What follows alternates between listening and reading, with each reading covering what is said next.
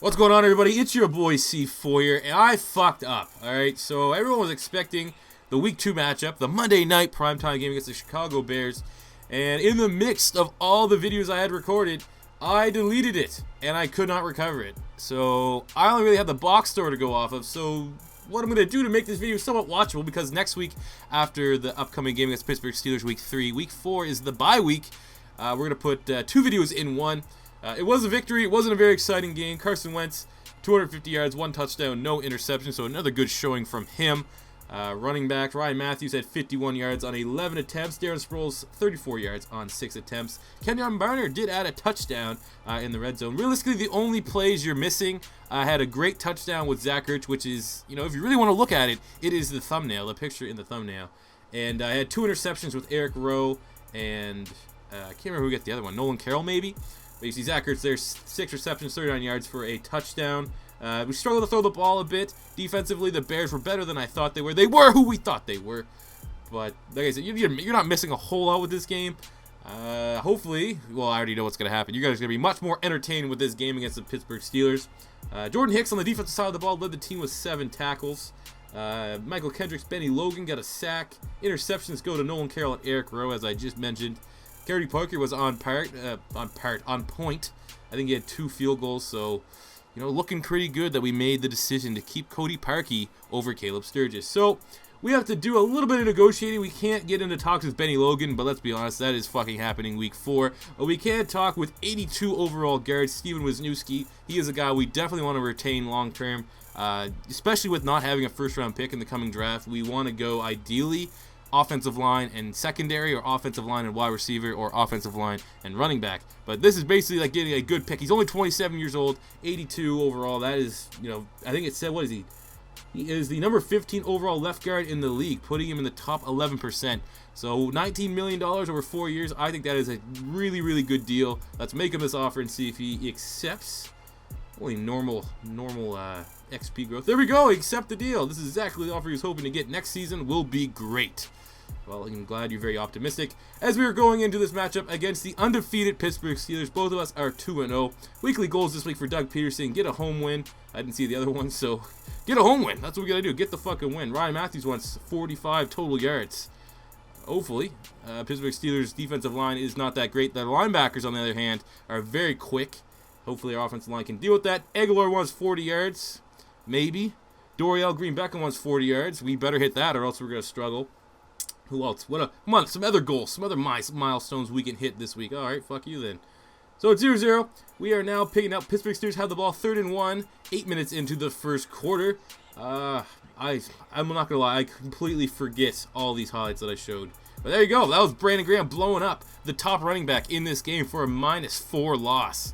Big time tackle there from Brandon Graham. Everyone knows Brandon Graham might not always show up on the sack sheet, but tackle for losses, he is all over the place. Making a 4th down there against maybe the best offense, not only in real life football, but as well as in Madden. So this is going to be a very, very tough game, especially with our weak ass corners. So we're going to need to try to score the ball as much as we can. With 2nd and 7 at the end of the first quarter, we're trying to do some work here with Carson Wentz as we hit Zach Ertz for a nice little gain there, making it probably 3rd and 1, 3rd and inches, because it is Madden. More often than not, it'll give you 3rd and inches and giving you the motherfucking first down. I don't know why they do that, just to piss me off probably, but 3rd and 1 on the 46. We're trying to get this ball into at least field goal range. That is acceptable. Let's move it. Nice pass out of the pocket, hit Nelson Aguilar. Oh yeah, classic. This game is the most realistic Madden to date. Nelson Aguilar dropping a fucking wide open, absolute give me hand. Brick! You know, just scream brick. Every time we throw the ball towards Nelson Aguilar, it's a fucking brick, man. He's not going to fucking catch it. His hands are made of bricks. But now 3rd and 11 after a very costly penalty. It didn't even matter. Jason Peters with the holding call. So back is up 10 yards. But Carson Wentz does not give a fuck as he hits Jordan Matthews for a gain of Lord knows how much that was. 30 yards, 20 yards, more than enough to put us into field goal range. So we should be able to get the first score of this game against Pittsburgh. And we're going to, like I said, we want to try to build as big of a cushion as humanly possible before Big Ben, Antonio Brown, Le'Veon Bell, and Martavis Bryant. Yes, the suspension got overturned. Martavis Bryant is featured in this game.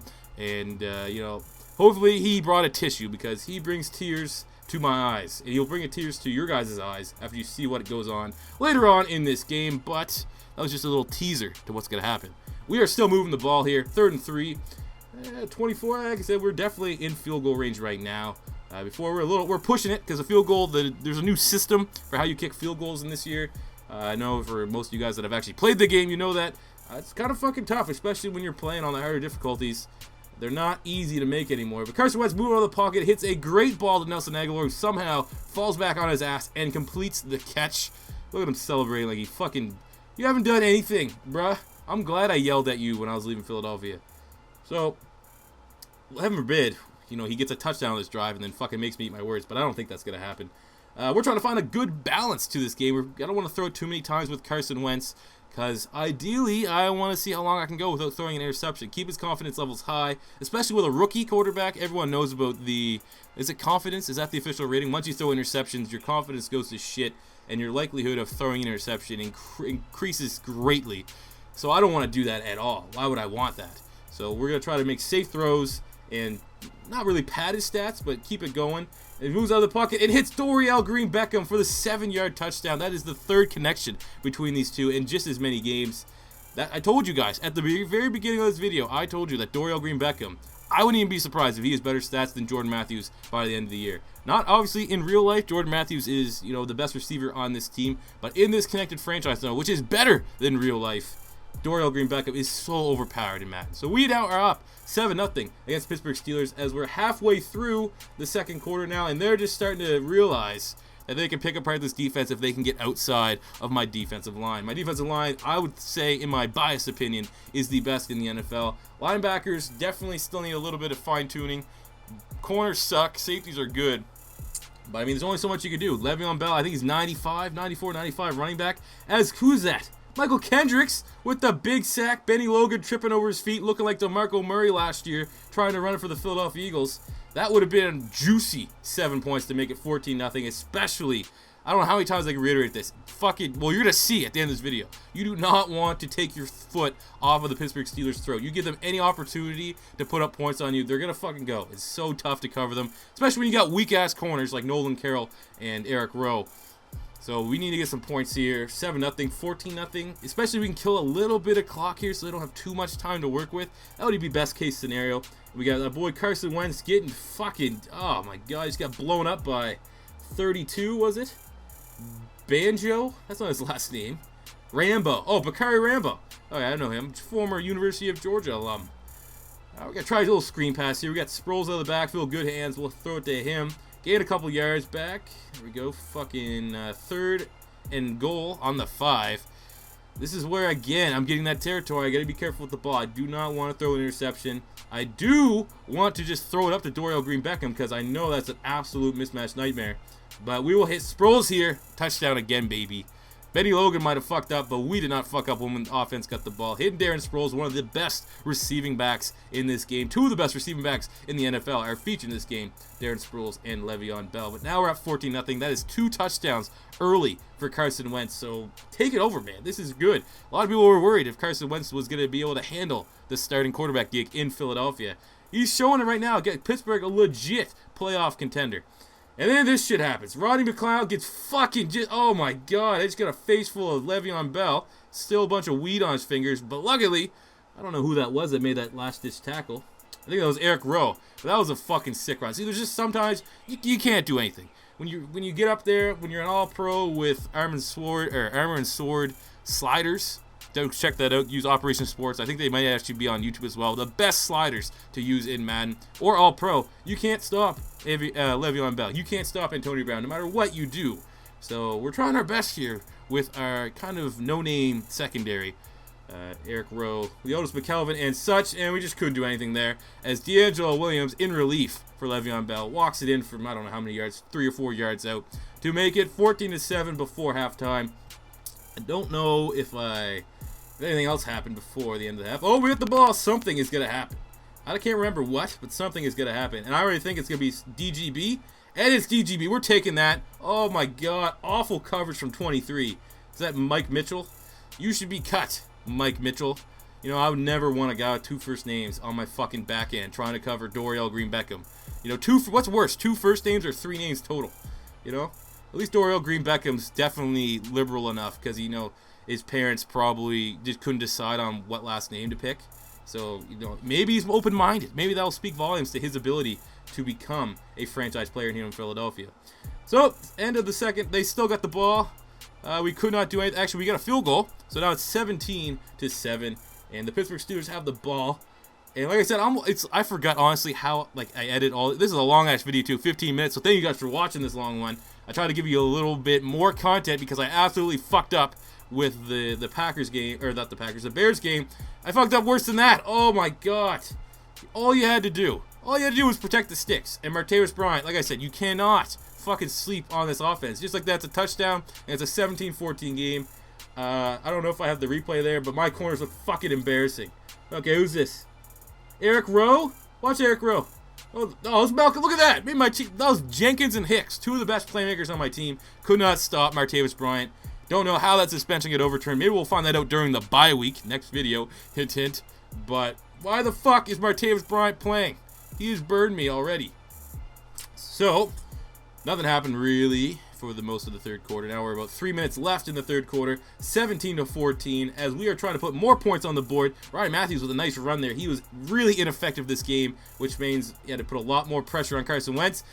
And that's what fucking happens. When you don't have a run game, your quarterback has to make throws, has to force throws, and that was a very, very bad interception. First interception of Carson Wentz's career. You know, luckily it only came in the third game. We were pretty clean, neat and tidy for the first 2.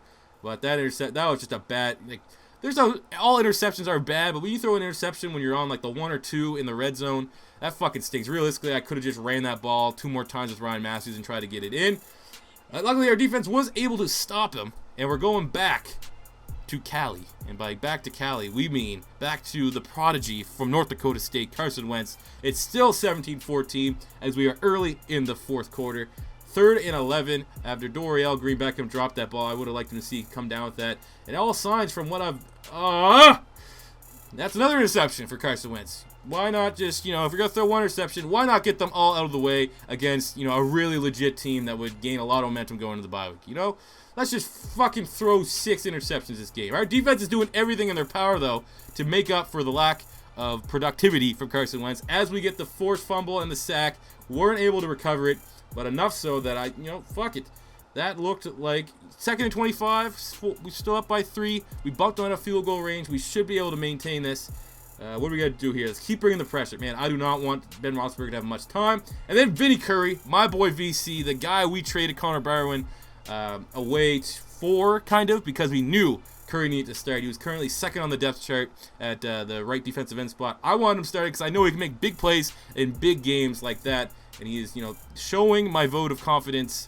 He's rewarding me. He's showing me that he respects that. He's glad that I did that.